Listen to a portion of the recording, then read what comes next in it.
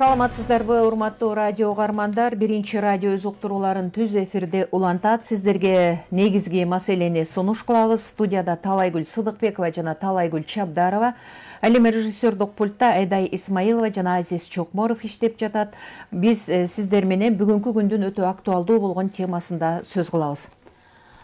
Кутмандуу күнүңүздөр менен урматтуу радио угуучулар. Борборубуздагы 1 май жана Свердлов бир мандаттуу шайлоо округдары боюнча Жогорку кеңештин депутаттарын кайра шайлоо үстүбүздөгү жылдын 27 февралында өтөрүн билесиздер.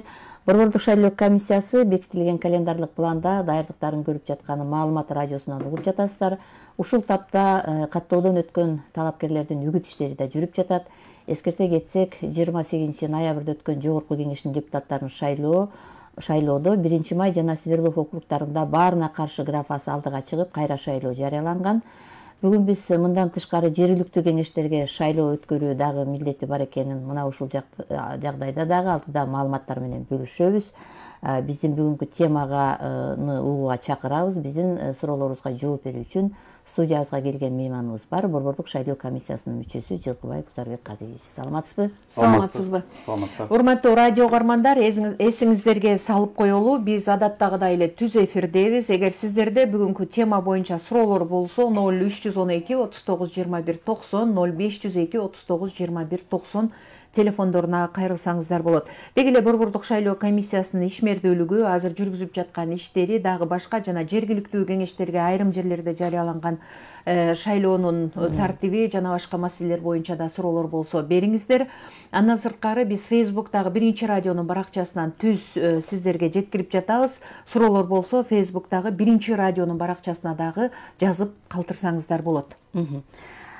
Узарбек мырза, мына алгачкы суроо эми биздин ушул эгемен өлкөнүн тарыхында баарына каршы деген графалардын алдыга чыкканы болду беле, болбоду беле? Мындай учурда мындай бир практика ушул кайрадан шайлоону өткөрүү боюнча даярдыктарда мындай бир айырмачылыктар болот бекен?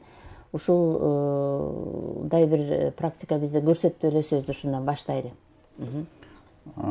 Туура айтасыз. Былтыр 28 ноябрда жалпы Жогорку кеңештин депутаттарын шайлоо өтүп, ал шайлоонун жыйынтыгында 2 округда 1 май менен Свердлов округунда баардыгына каршы деген графа эң көп добуш алып, шайлоо жыйынтыгы жокко чыгарылып, анан кайра шайлоо үстүбүздө жылдын 27 февралына коюлган. Азыр үгүт кампаниясы активдүү жүрүп атат десек болот. Анткени аз калды 27 февралга дагы мына 10 күн үгүт иштери билесиздер. 26 февраль күнү таңкы саат 8-те токтойт. Баягы день тишины деп коет, тынч күнү болот. Баягы участкалык комиссиялардан тышкары шайлоо процесси жүрөт. Жанагы үйүндө отуруп келе албайбыз дегендер кайрылса, ошо үйлөрүнө барып шайлоо добуш берүүнү жүргүзөт да. 26-сынан мындай мурун болбогондугу билебиз, эсибизде. Мындай жанагындай жагдай болгон эмес. Анткени 2005 жылкы шайлоодон кийин партиялык тизмелер менен келишкен да. Анан бир депутатка мындай добуш берип деген болгон эмес. Мүмкүн жанагы айылдык кеңештин депутаттарында мүмкүн болгондур, бирок ал да эсте жок экен. Ушу БШКда жүрүп сурасак, ушу биринчи жолу болот деп айтып атышат. Бул дагы ушул биздин шайлоочулардын ушу шайлоо процессине баягы жарандык позициялары менен келип, өзүлөрүнүн тандоосун кылып аткандыгын дагы белгиси да. Анткени баягы айтылып жүрөт, өзүлөрү эле чечип коет. Менин добушум эмнени чечмегиле дегенден алыс болгонго ушул дагы бир тастыктагандай болду да. Ошондуктан азыр жалпысынан 51 талапкер атсалышып атат 2 округда. 1 май районунда 26, Свердлов округунда 25 талапкер. Бул өтө көп. Бул дагы өткөн жылкы шайлоодо эң көбү бир 19-20 талапкер болчу бир округда. Ошондо да аябай көп деп атканбыз. Азыр болсо бул дагы көп. Шайлоочулардын шайлоого келүүсү, кызыгуусу муну менен кичине артабы деген да ойлоп атабыз. Жогорулайбы деп, анткени бир 31-32% тегерегинде Бишкек шаары боюнча добуш берүүчүлөргө келген да, шайлоочулар келген добуш берүүгө. 28 ноябрда өткөн жылы быйыл болсо, ошо мүмкүн андан көбүрөөк келеби деп ойлоп атабыз. Анткени талапкерлердин көптүгүнөн Анан Кыргызстан боюнча ушул 2 райондо шайлоо жүрүп аткандыгы дагы баягы массалык маалыматтар каражаттарынан дагы социалдык түйүндөрдөн дагы берилип атат, айтылып атат. Мүмкүн ошо кызыгуу жаратышы да мүмкүн да. Анан кимиси көп добуш алган талапкер депутат болуп шайланып келет. Рахмат, Озарбек Казиевич, бул жолку парламенттик шайлоодо биринчи жолу жанагындай бир баарына каршы деген добуш болду. Албетте бул баягы шайлоочулардын дагы бир чети шайлоо ошол жерде болбой калганы менен алардын активдүүлүгүн дагы көрсөттү. Анан мындай талап дагы депутат болуу үчүн бир критерийлердин да бийиктегенин көрсөтүп атат да. Анан шайлоочулардын баягы арасында түшүндүрүү иштери, эреже талаптар деген сөзсүз бар. Анткени жаңы шайлоо мыйзамдары менен өтүп атат. Анын ичинде көптөгөн бир мыйзамга туура келе турган эреже талаптарды сакташ керек. Эки округда ушундай бир мыйзам бузган учурлар же болбосо эреже тартипке туура эмес аракеттер болгон учурлар катталдыбы? Сиздерге кайрылып жатышабы? Туура коюп атасыз суроону. Албетте баягы кээ бир талапкерлердин үгүт иштерин алдын ала баштап ийгендиги боюнча кайрылуулар болгон. Жанагы айрыкча бул социалдык түйүндөрдө, социалдык тармактар болсо, Facebook'ка жазып ийди, же болбосо Instagram'га жазып ийди деген кайрылуулар болгон. Биз аларды карап чыгып, ал жерде кандай деңгээлде мыйзам шарттарын бузуу бар экен же жок экенин аныктаганбыз.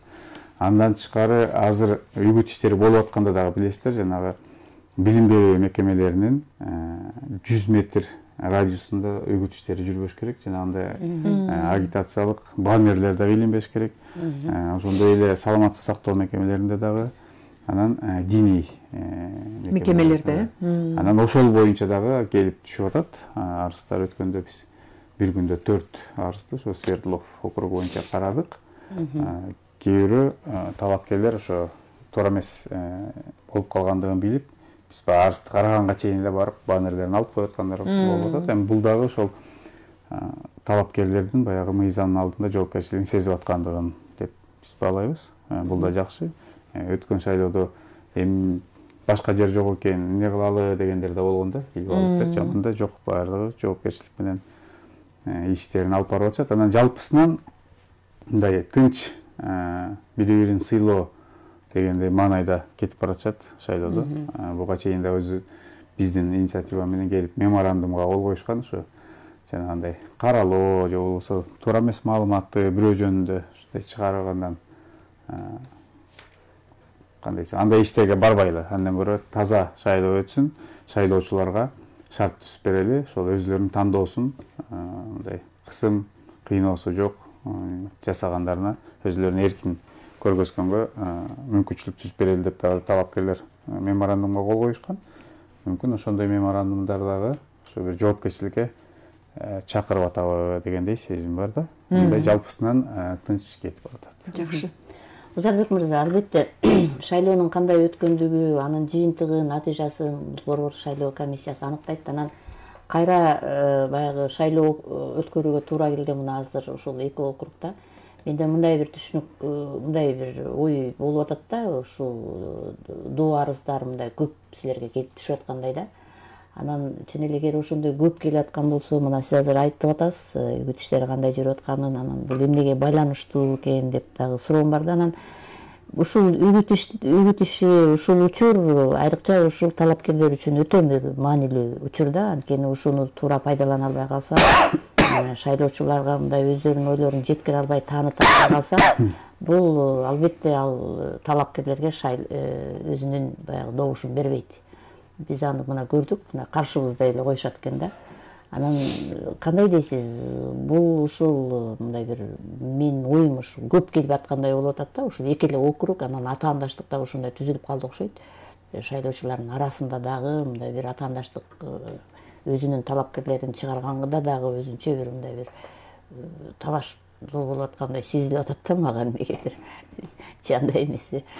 Андай деле жок го, бирок баягы ар бир талапкердин тарапташтары бар да. Тарапташтары баягы үгүт иштерин жүргүзгөн үгүтчүлөрү бар, ошо шайлоочуларга жеткирген, анан жөн эле активдүү жарандар бар. Ошол бир кварталдын мындай айтканда активисттери бар да. Алар мүмкүн колдошу мүмкүн. Анан азыр эми технологиялардын өнүккөнү менен социалдык тармакта дагы ошо мындай бир тарабы бирөөнү колдосо, бир тарабы экинчисин колдоп, анан өзүлөрү эле ошол шайлоочулар бири-бири менен айтышып аткандары дагы жок эмес, бар. Тиги талапкерлер үчүнчү. Анан анын баардыгы ушундай, кандай десем, сөз менен болуш керек. Талкуулары дагы мындай айтканда андан ары өтүп кетпеш керек. Анан жана жеке абройлоруна бири-бирине шек келтиргендерден алыс болуш керек да. Ишин талкуулаш керек. Анан ошондо туура болот да. Мисалы, бул талапкер ушундай иш кылып атканда, кызматта жүргөндө же болбосо бизнесинде жүргөндө ушундай жакшы иштерди кылган деп макташат да өзүнүн тарапташтары. Анан оппоненттери дагы ага мындай бир жүйөлүү контр аргументтер менен гана айтыш керек да. Мисалы, ишкер болсо анын мүмкүн жакшы ишкер кылып аткандыр ишкерликти, бирок салыкты жакшы төлөп атабы, төлөбөй атабы, ошол жагынан мындай жакшы маалыматтарды берсе, ошондо туура болот. Анан жок ал деген баягыда тигинтип кеткен, анан мындай болуп калган дегендерине кээде өтүп кеткендери болуп атат да. Жеке инсандык маселеге ошондон мындай кичине аярыраак болушубуз керек. Бирок жалпысынан бул дагы ушу шайлоонун бир кандай десем шарттарына кирсе керек, өзүнчө баягы жазылбаганчы. Мындай шайлоо шаңдуу болуш керек, атаандаштык болуш керек. Негизи туура эле. Мисалы үчүн эми бир округда бир орун болот да, бир эле киши шайланат да. Бирок талапкерлердин саны көп болуп атпайбы табайбы? Мисалы үчүн азыр дагы ушу баарына каршы деген мындай бир позиция дагы чыгып кетпейби деген кандай күтүүлөр болот экен? Мисалы үчүн биздин шайлоочулар баягы программаларын угуп, ошолорго мындай маани берип калгандай сезилип атат да магачы. Эгерде программасы жакпай ой баягы эле турбайбы депчи, же ал талапкерлер акырын тымызын дагыларды сатып алганга аракет кылабы? Айтор бул кызыктуу болуп калды да бул жагдай эки округда. Региондордо мисалы баягы өз бала деген бир түшүнүк бар да. Бул биздин бала экен, биздин айылдык экен, же болбосо биздин уруудан экен дегендей кылышып. Эми бул Бишкек жалпы биздин борборубуз да. Бүт Кыргызстандын булуңгурчунан келип жашашат да. Анан бул жерде андай көрүнүш жок. Менин оюмча, ушу талапкерлерди да байкасак, мисалы, күзүндөгү шайлоодо эле ар кайсы региондордон койгондор деле бул жерге келип коюп атышат. Бул биздин кандай десем, ар түрдүүлүккө дагы жатат. Эркектер да бар, айымдар да бар, башка улуттун өкүлдөрү да болуп атат. Мындай айтканда аралаш компания чыкты десек болот да. Тандоого мүмкүнчүлүк берилип атат да жалпысынан. Анан сиз айткандай жанагы баардыгына каршы графа боюнча кеп болуп кетти. Ал дагы шайлоочулардын тандоосу, биз албетте шайлоочулардын тандоосун сыйлайбыз. Бирок ошол эле маалда бул республикалык бюджетке дагы өзүнүн бир кедергисин келтирип коюп атат. Мисалы, азыр ушул эки округда 12 миллиондон ашык акча сарпталып атат да. Ушу эки округдагы эле шайлоогочу. Бул жерде бюллетендерди басып чыгарыш керек. Ошол ар бир округда 60тан участкалык шайлоо комиссиялары бар. Алардын ошол күнкү жанагы акысы, жана тамагын бериш керек алардын. Алардын канцтоварлары кетип атат. Шылса бардыгынан ушул баары каражат кетип атат. Демек баарына каршымын дебей, демек силер сунуш мындай бир кеңеш берет экенсиздер да. Граждандык позицияны баягы биз патриотпуз деп атпайбы, ошо мамлекеттин бюджетин ойлош. Ал бюджет кимден чогулат? Бизден чогулат баарыбызданчы. Ошондуктан кээ бир мамлекеттерде мен ушу шайлоонун аркасынан барып жүрөбүз да, ушу баарына каршы деген графа жок экен да дагы. Андай болбош керек депчи. Бирок бул биздеги жанагы биз демократиялык коомду түзүп атканыбыздын ал принциптердин бардыгы ошо бардыгына каршы деген дагы бар дегени бул туура эле деп ойлойм. Бирок ошентсе да баягы бир өнөкөт болуп калбаш керек да. Азыр мен жана айтып кетпедимби, татыктуу талапкерлер бардыгы эле чыкты. Жашы да бар, улусу да бар, тажрыйбалуусу да бар, жаңы идеялар менен чыккандары да бар да, мындай айтканда. Ошолордун арасынан тандаш керек. Тандап, анан эң негизгиси шайлоого катышса деп чакырам. Анткени дем алыш күнү болуп атат, барып шайлоого өздөрүнүн шайлоого болгон укугун ишке ашырып, жүзөгө ашырса, тандоосун кылса туура болот да. Ошондуктан Бишкек шаарынын тургундарын, ошол эки округдун жашаган тургундарды ошо шайлоого активдүү катышууга чакырам. Рахмат. Азыр бизде угарман бар экен, кабыл алалы. Саламатсызбы? Алло. Угуп жатабыз сизди. Саламатсызбы? Саламатсызбы? Сурооңуз Зорбек мырза.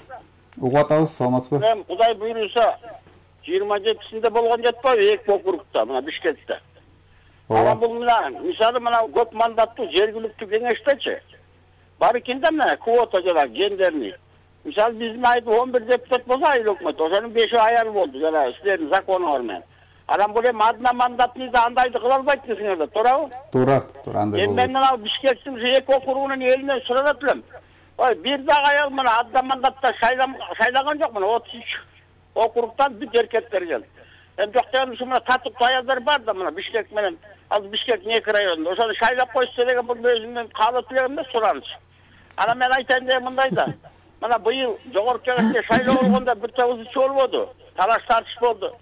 Мына сиз принципиально турдуңуз, рахмат сизге. Жана конституциялык закондо жазылып турат.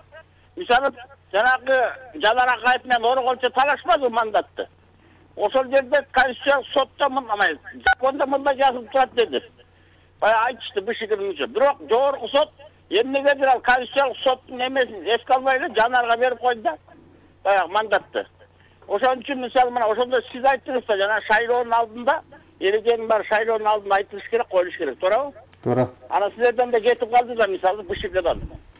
Кандай кетип калды билбейм аны. Ошо дөмнөгө технический ошибка болуп калды. Анан мен айтайын деген мындай да келечекте.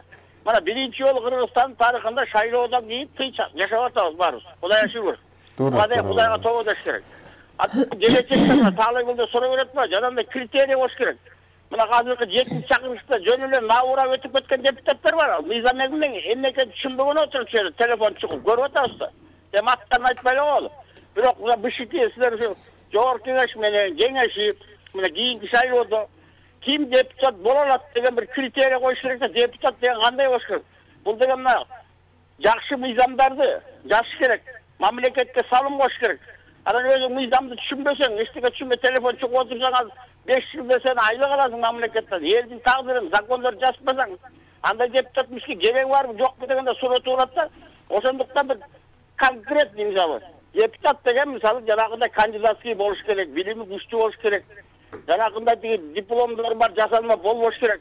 Кыскасын айтканда баягы элдин көйгөйүн чече турган мыйзамдарга түшүнүгү бар, илимдүү, билимдүү адамдар келе тургандай кылыш керек да.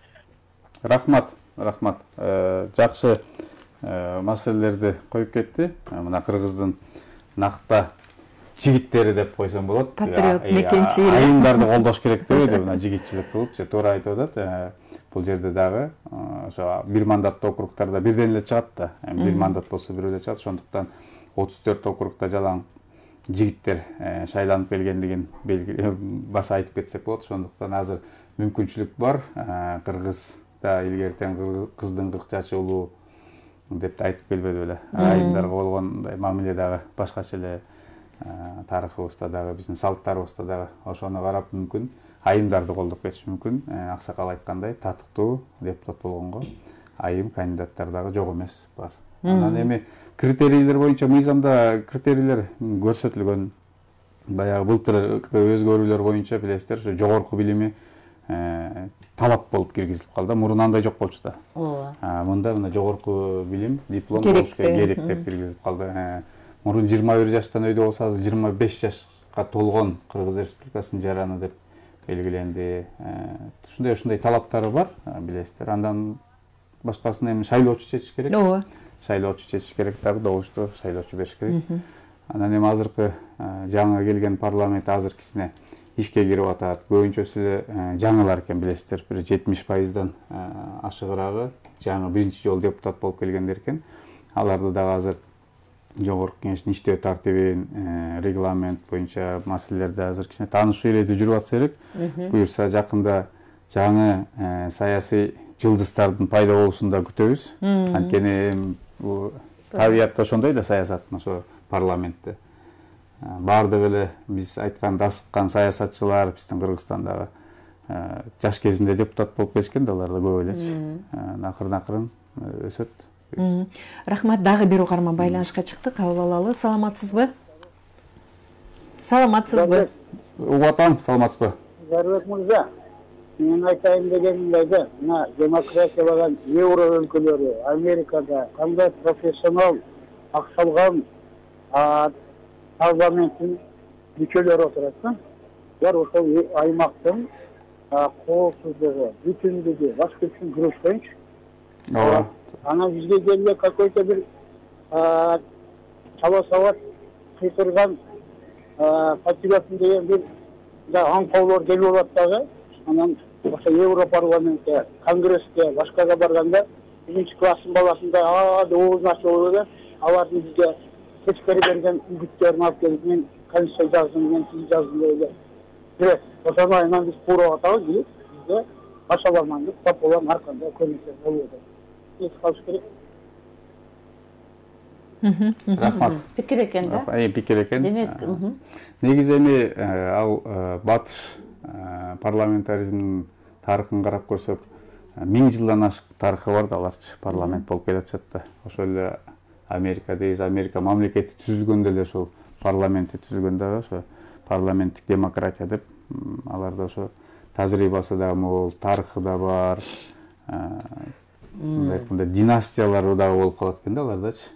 Бизде андай көрүнүштү көрсө, бул атасы да депутат болгон, баласы да деп эле чыгып атпайбызбы? Аларда болсо кадимки ошентип баягы мыйзамда бербесе дагы, бирок эл деле ошо өзүнүн округу көнүп калат экен да, бул тигинин баласы деп эле ошол жерде мындай басып алгандай эле андай да көрүнүштөр бар экен аларда делечи. Бирок алар ошо радио учубуз аксакал айткандай, ошого даярданып кандай барышат да, ошол парламентаризмге, ошо парламенттик ишти жакшы деңгээлде алып барышат да. Анан алар баягы өзүнүн эле округу эмес, туура айтып кетти, ошол мамлекеттик кызыкчылыктарын, ошол чөлкөмдөгү, ошол региондогу мамлекеттердин саясатын, геосаясатты жүргүзө турган саясатчылар бар. Эми алар чоң-чоң мамлекеттер, биздики эми накта парламентаризмдин кыймылы бул 30 жылдан бери келатат да. Ага чейин дагы болгон парламентибиз, бирок ал болсо баягы делегаттар болуп келип шайланат. Азыр болсо мындай накта депутаттар деп атканыбызда. Бир суроо да, Озарбек мырза, биз талапкерлер абдан көп деп атабыз, анан талапкерлер өздөрүн болушунча тааныштырып атат, мүмкүнчүлүктөрүн айтып атат, эмне кылып бере ала тургандыгын өз ооздору менен дагы айтып атат. Андан сырткары баягы жөн эле үйдө отуруп деле таанышкысы келгендер бар. Борбордук шайлоо комиссиясынын жанагындай бир талапкерлер тууралуу талапкер деп аталгандагы маалымат ресурсу бар, Ооба. Ошол жерге бардыгы киргизилген, анан ким эмне кылат, канча күрөөсү бар, акчасы кандай, мүмкүнчүлүгү кандай, бүт маалымат бар да ал жерде, Туура айтасыз. Бизде азыр ошо ар бир талапкер келгенде, мен ошо шайлоого катышам деп келгенде өзүнүн программасын талап кылабыз. Программасын жазып келет, мен депутат болуп калсам, жалпысынан эмне иш кылам депчи, кайсы багытта мыйзамдарды өзгөртөм, же болбосо ошол округга бир салымымды кошом дегендей кылып программасын берет. Биз аны ошо биздин сайтта жарыялап коебуз. Андан тышкары жана участкалык шайлоо комиссияларында дагы алар илинип турат. Ар бир талапкер жөнүндө маалымат, туулган жылы, күнү, билими, кыскача өмүр баяны, анан ошол программасы илинип турат. Анан порталда бизде бардыгы ачык айкын, ар бир талапкер 10 миллион сомго чейин каржы чогултуп, жана фонд аркылуу коротконго мүмкүнчүлүгү бар да. Ошол канча акча түшүп атат кимге, канчасы короп атат дегени бар да. Анткени кээ бир талапкерлер кайрылып калышат да, бизге бирдей шарт түзүп бербей атасыңар, менин акчам жок депчи. Анан мен эми жеке пикиримди айтып койдум аларга, эми депутат болом деп бараткандан кийин даярданып барыш керек. Каржысына да даяр болуш керек, жанагы мыйзамдарды билүүсүнө да даяр болуш керек. Анан өзүлөрү депутат болом деп баратып эле азыр мыйзам бузуп атышса, ал дагы маселе жаратып калат. Бул дагы ошол шайлоочулардын көбү мындай байкап турушат да. Байкап турушат, өзүлөрүн кантип алып жүрүп атканын, ошол программасын жеткирип атканда, элге кайрылып атканда, жана жолугушууларда өзүлөрүн кандай алып жүрүп атат, ошонун баардыгы эле шайлоо күнү мындай айтканда баа берилип чыгып калат. Менде де ушул багытта суроо бар, бирок бизде угарман бар экен, биз кабыл алып коелу анан уланталы. Саламатсызбы? Алло. Саламатсызбы? Боореки шайлоо системасы менен биз дагы шайлоону өткөзө албай атабыз. Бизде турмуш эч качан оңолбойт. Боореки шайланам, шайлоого барам деген адамдар бара албай атат. Себеби жанагы 5% тиги барьер, анан жанагы эме тиги акча коймой, мунун баары тиги элдин укугун тебелеп атпайбы. Жөнөкөй болуш керек да шайлоо деген бут. Швейцарияны алсаңар, мына тиги 40 депутаты бар экен.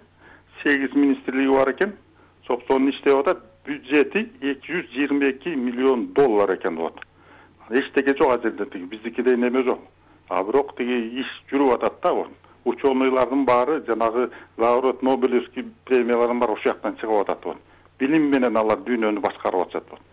Анан кийин биз качан оңолобуз муну? Бир эле кишинин кызыкчылыгы болуп атпайбы? БШКнын көз каранды, прокуратуранын көз каранды, соттун көз каранды, МВДнын, СМБнын көз каранды. Бул эме менен тиги жанагы монополия болуп атат да. Оңолбойт муну эл тиги эмесин жанагы сөзүн айтса, сын айтса алып барып камап коюп атат. Мыйзам иштебей атат. Мыйзам тиги бийликтегилер үчүн каалагандай алар. А жөнөкөй киши эмес аларды алып барып камап атат. Мыйзамга баары тең баш ийиш керек да. Иштеп, могу экономиканы көтөрүш керек. О шайлоого канча акча кетип атат. О депутаттардын кереги деле жок экен. Буларсыз деле оокат өтүп атат. Рахмат. Рахмат. Эми бул жерде өзүнүн пикирин айтты радио окуучубуз. Жалпысынан биз ошо караганда Швейцария конфедеративдүү мамлекет болот. Ал жерде мен билишимче 2 палаталуу парламент. Анан бир палатасында ошо 40 депутаттын тегерегинде, экинчисинде 200ге жакын, ошондо жалпысынан 250дей депутат аларда делечи. Министрлери аз болот экен. Анткени конфедерация деп булар бөлүнүп кантон депчи. Алардын өзлөрүнүн мындай айтканда бюджети бар ар бирөөнүнчү. Дүйнөдө эң алдыңкы мамлекеттердин бири. Албетте бизди тарыхыбызда президенттерибиз баш болуп биз да Швейцария болобуз деп келбеди. Бул деле жакшы умтулуу, каяка умтулуш керек дегендечи. Бир жакшыга жарашалы деген ниет болсо керек. Башка эчтерсе айта алдым. Узарбек мырза, эми мына азыркы угарманыбыздын суроосунан улай элечи. Бизде мисалы үчүн башка өлкөлөрдө, баардык өлкөлөрдө эле укмуш деп ойлой беребиз, бирок башка өлкөлөрдө, ошол эле кошуна өлкөлөрдө караганда биздин шайлоо системасы, шайлоо мыйзамдары алда канча алты экенин ошол эле байкоочулар келгенде деле, ошол эле ал байкоочулар келгенде өздөрү деле мойнуна алып атпайбы. Мисалы үчүн кечээ жакында эле мына Казакстанда болгон окуя, аларда дагы бир талап кирбедиби? Шайлоо системасын мындай кылып өзгөртүү киргизгиле, баарына каршы деген графаны киргизгиле, бул жок дегенде айрым биздин кыргыз жарандар таң калды. Ой, эмгиче буларда ушундай нерсе жокпу деп. Бул жагынан алып караганда бизде такыр эле бир жаман деген нерседен алыс болсок болот го дейм. Туура айтып атасыз. Мен былтыр күзүндө президенттик шайлоо болду Өзбекстандачы. Ошол жерге байкоочу болуп барып келдик. Ал жерде ошо баарына каршы деген графа жок экен. Өзбекстанда да мындай өз көзүбүзүн көрүп келдик. Анан батыштын демократия деген батыштын көп мамлекеттеринде дагы жок экен. Алар менен да баарлашканда айтып атышат. Анан туура айтасыз, биздин мыйзам, шайлоо мыйзамдары мындай бир топ алдыга кетти десек болот. Бул СНГ мамлекеттеринин флагманы десек болот. Бул жана шайлоо системасы, жана биометрика менен, жана автоматтык урналар баардыгы мындай бизди бул багытта действительно мындай алдыда баратканыбызды белгилейт.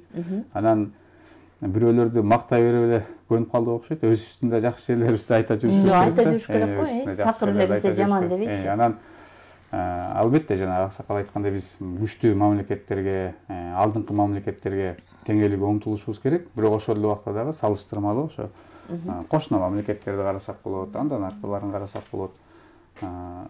Шайлоо негизи мыйзамдар бир орунда турбай эле. Бул жылдан жылга баягы өнүгүп келатат, өзгөрүп келатат. Ошол эле депутаттар мисалы кээ бир депутаттар былтыркы парламентте кабыл алган ушул мыйзамдычы. Анан күзүндө шайлоолордо баягы чыр чыкканда бул туура эмес деп арызданып атпайбы. Анан эми силер өзүңөр кабыл албадыңарбы? Өзүңөр кол көтөргөнсүңөр. Ошол убакта талкуу болуп атат. Талкууда кээде кээ бир мыйзамдарды жанагы коомдук талкууга чыгарбай өзүлөрү бат-баттан кабыл алып атышпады беле, билесиздер да. Анан ошондуктан алар дагы ошол жерде отурганда мына азыркы депутаттар дагы эртеңки талапкерлер. Бүгүн депутат болгону менен 5 жылдан кийин шайлоодо кайра талапкер болуп келишет да.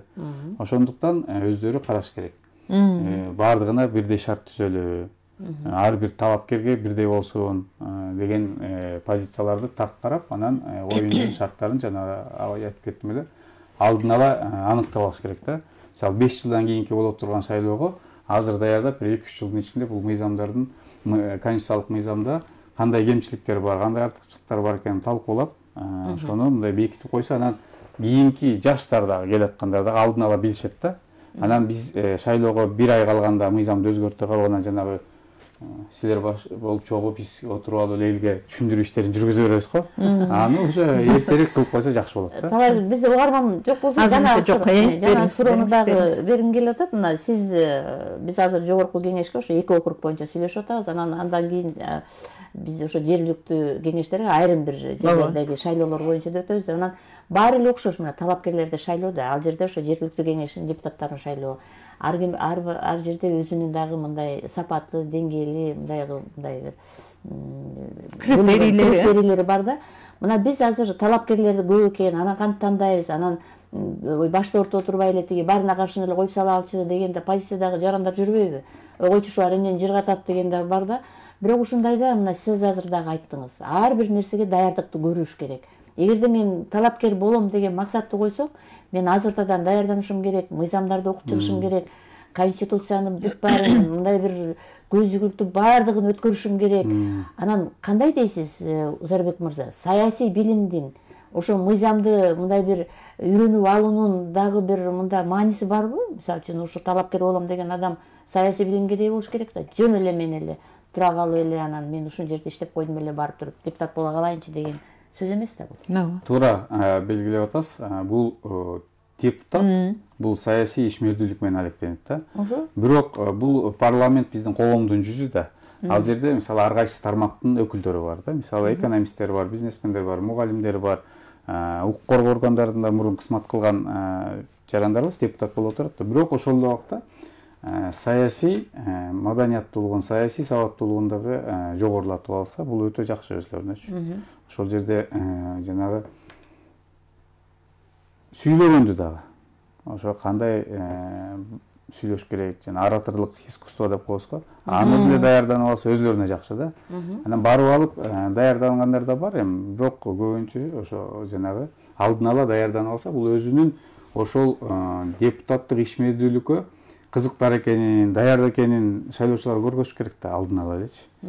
Анан эми берки жергиликтүү кеңештер боюнча дагы маалымат айтып кетейин. Ооба. Президенттин указы чыгып 10 апрелге белгиленди. 16 жергиликтүү кеңеште шайлоо өтөт. 3-өө шаардык кеңештер, бул Кара Балыкта, Токтогул, Ташкөмүр. Анан 13 айылдык кеңештерде шайлоо өтөт. Ал эки система менен келет, билесиздер. Шаардык кеңештерге баягы партиялык тизме менен. Ооба. Жабык тизме деп койчу эмес белек, баягы тизме бар. Партияга эле добуш берет, болду. Берки айылдык кеңештерде болсо көп мандаттуу округтар, ал жерде жанагы округунда 3 мандат болуп калат, 5 мандат болуп калат. Анын ичинен жанагындай айымдарга болгон квотасы менен шайлоо жүрөт. Аны эми 3-4 жылдан бери кирген. Ал система мындай көнүп эле калды десек болот. Шайлоочуларыбыз билишет. Мурун кээ бир айылдарда, айылдык кеңештерде жалаң ошо жигиттер чогулуп алчу да. Азыр айымдарга да шарт түзүлүп берип, квота боюнча кадимкидей эле орун бошотуп калышпадыбы азыр? Анан кээ бирде да ал боюнча дагы кандай десем бир претензиялар айтып жүрүшпөйбү, нааразычылыктарычы. Аз эле добуш алып деле өтүп кетип атпайбы депчи. Эми азыр биз жана демократиялык коомду, мамлекетти куруп атканда башында ушундай шарттарга, ушундай мыйзамдар менен барабыз. Кийин мүмкүн баардыгы жакшы болуп, мамлекет жакшы өнүккөн, билимдүү, мындай айтканда коом жакшы түзүлгөндө мүмкүн ал квоталарды алып салып, ким добуш көп алгандарга барабыз. Анткени ошол биз дагы айтып кетейин, жанагы батыштын моделин алып келип атышат деп атпайбы көбүнчөчү. Эми демократия ошол жакта курулган да. Ошондуктан ошол жакта карап алып атабыз да. Анан ал жерде мындай квоталар деле көп жок, чын айткандачы. Алар деле ошо келгендер таң калып айтышат. Силер мындай алдыга жылып кеттиңер, жанагы билесиздерби, мурун этникалык квоталар бар эле биздеги баягы аз улуттун өкүлдөрүнө деп дагы айымдарга, анан жанагы ден соолугуна мүмкүнчүлүк чектелген жарандарга деп азыр эле баягы тизмени түзүп атканы бар эмеспи? Анан бул жагынан жакшы, силер аябай ар тараптуу талапкерлерге баардыгына мүмкүнчүлүк түзүп берет экенсиңер деп алар баалап кетишет. Жергиликтүү кеңештерде жана деп калдык. Бизде угарман бар экен. Кабыл алабыз сөзсүз. Саламатсызбы? Саламатсыздарбы? Узарбек мырза. Угуп атабыз. Туулган күнүңүз менен. Рахмат. Анан сиздер азыр айтып атпайсыздарбы, мындай система ыкмалары аябай мыкты депчи, балким биздин Борбордук Азия системасында чөлкөмүндө биздин шайлоо системасы аябай мыкты болсо болгон чыгар. Бирок ошонун аркасы менен бизге бир мыкты сезөңдөнгөн сүйлөгөн сөзү бар, маданияты бар, саясий жактан толковый жигиттер, адамдар келбей эле, чала сабаттуулар келип атпайбы. 2ден 3төн диплому бар, жосо дипломун баары жалган болуп чыгып атат. Ошонун баары жанагы силер калбырдан өткөргөндөй кылып, именно силер жактан чыгып атпайбы ошонун баары жакшы тандалып келсе, бизде депутаттар составы дагы аябай мыкты болмок. А бирок азыр андай эмес болуп атпайбы? Лжепатриоттор көп. Мисалы биздин булар мыйзам чыгарганда ушу биздин элдин турмушун өнүктүрө турган, экономиканы өнүктүрө турган, саясий жактан биз мыкты өлкөлөрдүн бирине чыга тургандай мыйзамдарды чыгаргандын ордуна бир майда барат иштерге көңүл буруп атат. Тил маданияты дагы аябай начар. Мисалы жанагы мына эчтеке боло электе эле макалдарды бузуп сүйлөп, ушундай элдин шылдыгына калып атат. Мына ушулардын баардыгына тең бөгөт болуш керек эле да, эгер биздин система, биздин шайлоо системасы мыкты болсо. А бирок ошондой болбой атпайбы? Борбор шайлоо комиссиясынын ичинде жоопкерчилиги кандай ушундайда? Эми сапатсыз депутаттардын келип калышы. Эң негизги элек бул шайлоочу да. Эң негизги элек шайлоочу. Мыйзамдын талаптарына ылайык биз каттап берип атабыз да. Жанагы Бишкек шаары менен Ош шаарынын мэрлерин шайлоодо билесиздерби? Кыргыз тилден экзамен берип калышат го, тест жабайдан өтүп. Мүмкүн келечекте депутат болом дегендерге кандайдыр бир тест киргизип койсо болот андачы. Мыйзамга киргиз керек, ана булда сунуш. Жалпы тиги бир 100 суроолуу же 200 суроого тестке берип, андан өткөндөрдү бир мисалы кандайдыр бир пайызын өтсө, андан ары дагы талапкер болуп каттаганга деп. Бирок эми бул кайра эле жанагы чектөө коюп атпайсыңарбы дегенге кетебиз да андачы. Кайра бул туура эмес, жакпаган талапкерлерди өткөрбөй коюшу мүмкүн дегендей. Анан туура айтат, эжекебиз да карап көрсөк 2ден 3төн диплом алган баары элечи. Биз анткени анкетасын тапшырып атканда көрүп атпайбызбы? 2ден 3төн дипломдору бар, ар кайсы тармакта окуган, билген, бирок жанагындай баардыгы эмес эми. Кээ бирөө мисалы бир кумалак бир кары майды чиритет дегендей, бир депутат чыгып айтып койсо эле, азыр 90 депутатты тең ошого теңеп салып атпайбызбы? Өзүбүздө коомдачы. Анан ой мына булар ушундай, булар тендей. Анан мүмкүнчүлүк берели. Жаңы парламент. Мен баягыда да айттым эле, жаңы тилектерди коюп, ушу үмүт кылып, ушулар жаңы келгендерге жакшы бир үмүт кылып, анан жакшы мыйзамдарды кабыл алууларына ниет кылып, бир жакшылыкты эңсейли. Булардан дагы жакшылыкты күтөлү. Сиздер эми азыр параллелдүү түрдө даярдыктарды көрүп атасыздар да, мына жергиликтүү кеңештердин депутаттарын шайлоо боюнча ошол жана дайындалган жерлергечи, Жалал Абад, Ысык Көл, Нарын, Ош, Чүй деп айтып кеттиңиз го. Анан ушул жерде силер жанакы шайлоого ошол шайлоочулардын алдын ала тизмесин түздүк деп маалымат берип атасыздар. Ушул алдын ала тизменин түзүүнүн кандай, мунун эмне мааниси бар бул жерде? Ал шайлоочулардын кимдер жашап аткандыгы алдын ала белгилүү да. Муну сөз түрдө ошол шайлоочулардын дагы мындай бир тизмеси түзүлүшү керекпи ошол жергиликтүү кеңештерге? Ооба, тизме түзүлүп чыгат дагы, анан кээ бир шайлоочулар өзлөрү тактайт. Мүмкүн кандайдыр бир себептер менен ал шайлоочу ошол жерге жанагы адресный шайлоо деп бизде 28 ноябрда өттү да. Форма 2 жок болгону менен жанагы единый округ деп партиялар менен шайлаганга башка тизме, анан берки бир мандаттууларда башка тизме болду да.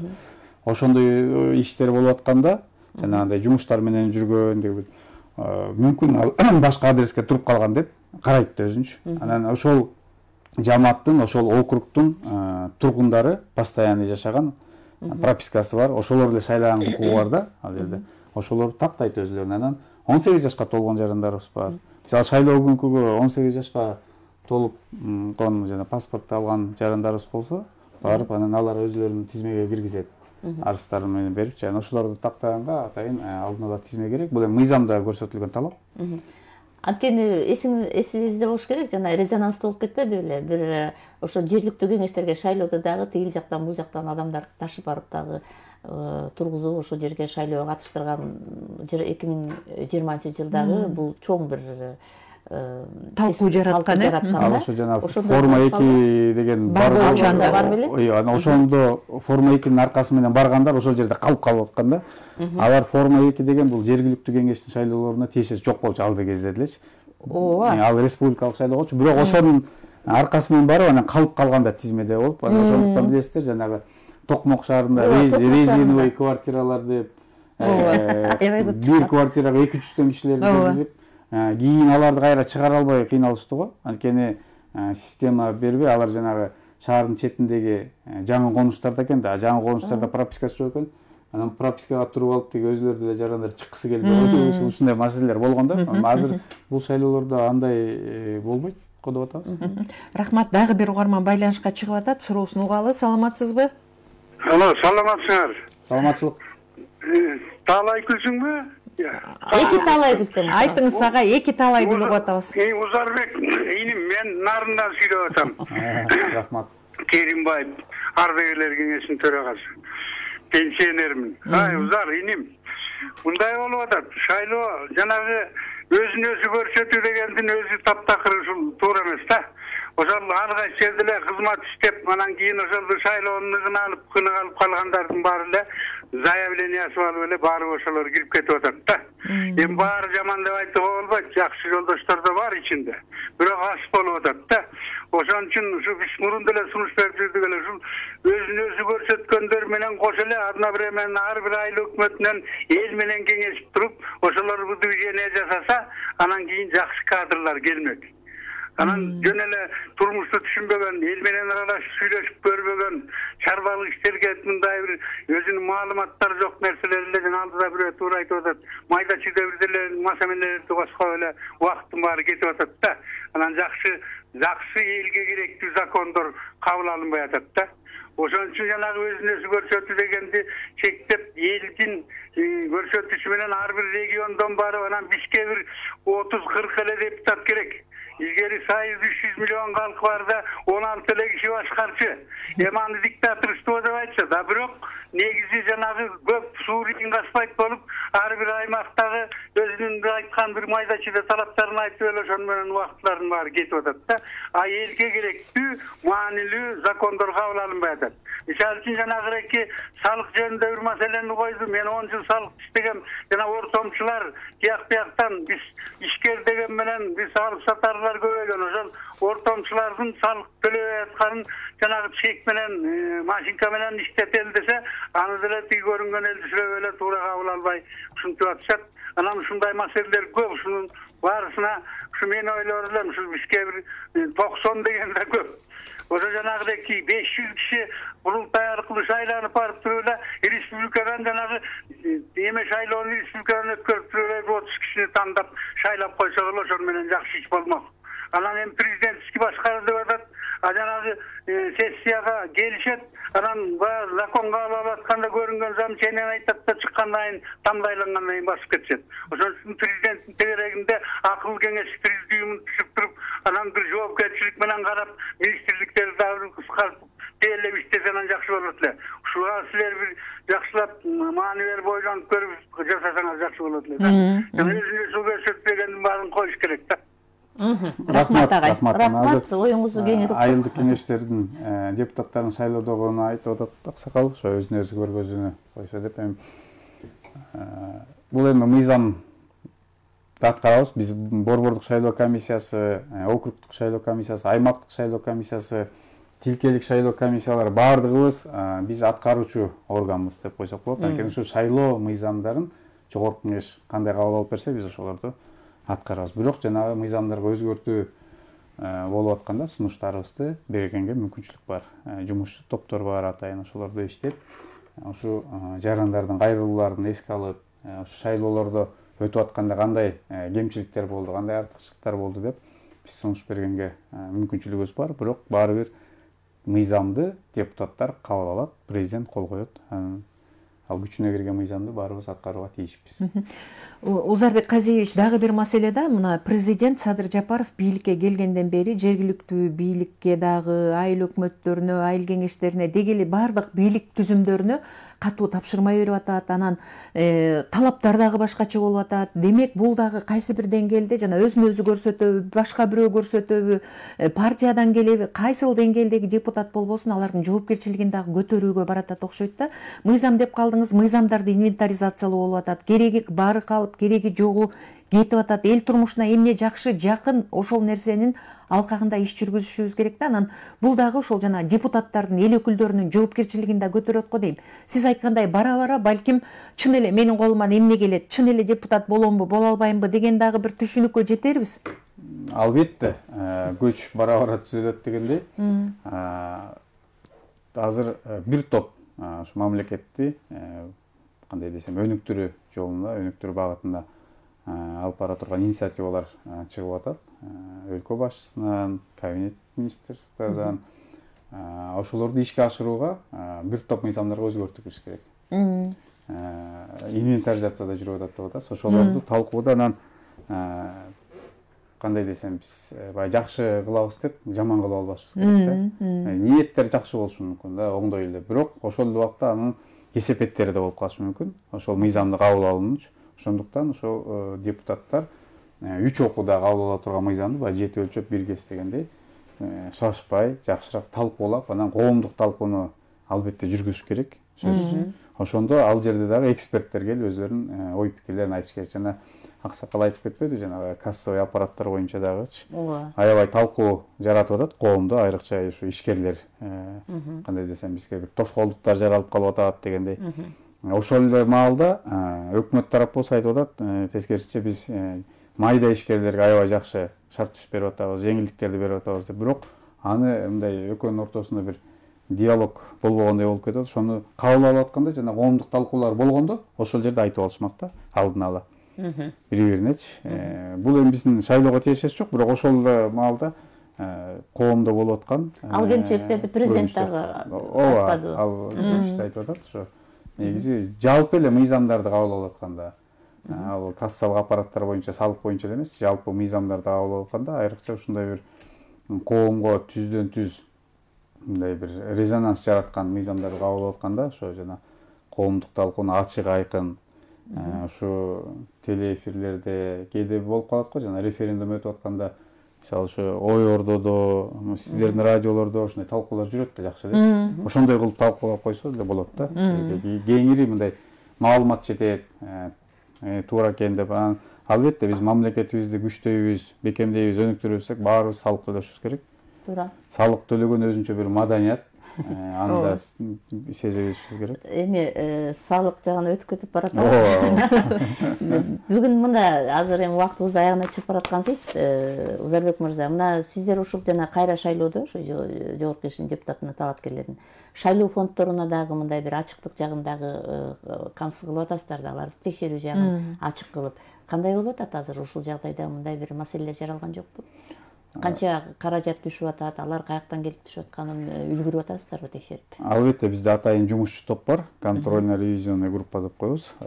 Аны ушу Борбордук шайлоо комиссиянын мүчөсү Гайыпкулов Искендер Төрөбаевич жетектейт. Ал жерде ушу атайын кызматкерлери бар, отуруп ошол билесиздер, Айыл банк, анан РСК банк аркылуу жанагы төлөмдөрү жүрөт, фонддордун ачылган. Кандай төлөмдөр каяка кетип аткан баардыгы келип турат, келишимдери баардыгы текшерип турушат.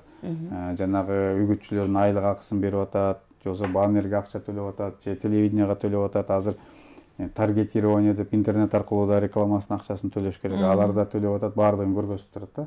Анан оппоненттери дагы талапкерлер бири-бирин аңдып турушат экен. Көзөмөлдөп аткан турбайбы? Көзөмөлдөп, бул жерде контроль өтө эле күчтүү экен. Могу жерде рекламасы чыгып кетти, агитациясы. Ошол акчасы төлөнбөй калды окшойт деп арыздар келет. Ал боюнча да карайбыз. Анан маалымат алганда жок, мынакей келишими бар экен, бул күнү төлөнүптүр. Анан ошол иш аракеттери чыгарымга чейин төлөнөт да мунун баардыгычы. Ошондуктан баягы келишим түзүп алып, сен жасай бер, мен кийин төлөп коем дебейт. Бул шайлоонуку алдын ала төлөнөт. Анан шайлоога үгүт иштери жүрүп атканда орто ченде бир отчетун беришет. Андан кийин жыйынтык болчу отчетун беришет. Анан негизи мындай бул жагынан тартип болуп калды десек болот. Бул жагынан тартип. Чын эле тартип дегенде баягы шайлоочу шайланып, талапкер шайланып келгенден кийин дагы маселе жаралып калып атпайбы? Ооба. Ошол биздин баягы керек болсо жанагындай документтеринде дагы ошол алган билими дагы мындай бир күмөн санаган учурлар. Мындай учурларда сиздердин дагы баягы ишиңерде мындай тартип болуш керек да. Ошончо шайлоочулар дагы ушуну шайлап албадык белек деген дагы мындай бир нерсе болбош керек деген. Ошон үчүн бул азыр дагы сиздерде ушул өткөн жанакы жогорку кеңештегидей шайлоодон кийинки тажрыйбада сиздер муну дагы аябай карап мындай ишиңиздерге мындай бир өзгөртүү киргизип карап калдыңыздар да, туурабы? Ошол эле биздин жанакы эки округтан шайланып келген талапкерлерде дагы бир маселе жаралбаш үчүн каттаганда да муну карап чыктыңар болуш керек. Албетте, негизи документтерин алып келип тапшырганда алар жанагы тил кат жазып беришет да, мындай айткандачы бизге. Ушул билимим жогорку, башкама өлкөнүн жаран эмесмин, тастыктайт деп өзлөрү жазып берет да, жоопкерчиликти алыпчы. Анан кийин чыгып калса алар ошондой маалымат, анда мыйзам боюнча мыйзам алдында жооп берет да. Анан дагы бир маселе болот. Айтып кыскача. Эки округдардан бир округга шайлоочуларды ошол талапкерлер менен жолугушууга чакырабыз деген сиздердин сайтта дагы ушундай маалымат жүрөт да. Ушундай чакырыктарды койчу элеңиздер, шайлоочулар келип бергиле, талапкерлер менен жолугуп кала деген. Ооба, ал мыйзамда көрсөтүлгөн. Шайлоо комиссиялары уюштурат, буга жергиликтүү бийлик көмөктөшөт, жардам берип.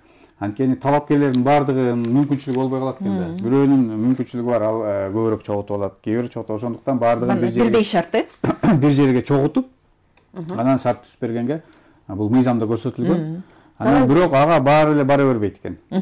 Рахмат. Бүгүн туулган күн экенин биз билген эмеспиз. Кече күнү. Угарман чалып да. Нурмат Шайыков деген биздин Facebook пайдалануучу. Саламатсызбы Узарбек байке? Азыркы жумушуңуз башка багыт экен. Сиз эл менен иштешсеңиз жакшы болмок эле. Сиздин жогорку кеңеште көтөрүп, чечип берген маселеңиз боюнча жаңарык мектеби быйыл бүтөйүн деп калды. Ачылышы күзүндө болот. Келип катышып бериңиз деп суранып жатышат. Рахмат, буюрса барабыз. Рахмат. Урматтуу радио угармандар. Чыксын ошол мектептен. Урматтуу радио угармандар, бүгүн биздин студияда Кыргыз Республикасынын Борбордук шайлоо комиссиясынын мүчөсү Жылкыбаев Узарбек Казиевич болду. Сизге ыраазычылык билдиребиз, ишиңиз ийгиликтүү болсун.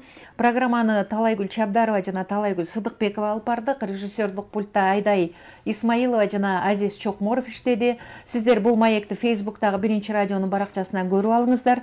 Биз сиздер менен кайрадан эфирден жолугушканга чейин коштошобуз. Саламаттуу болуңуздар.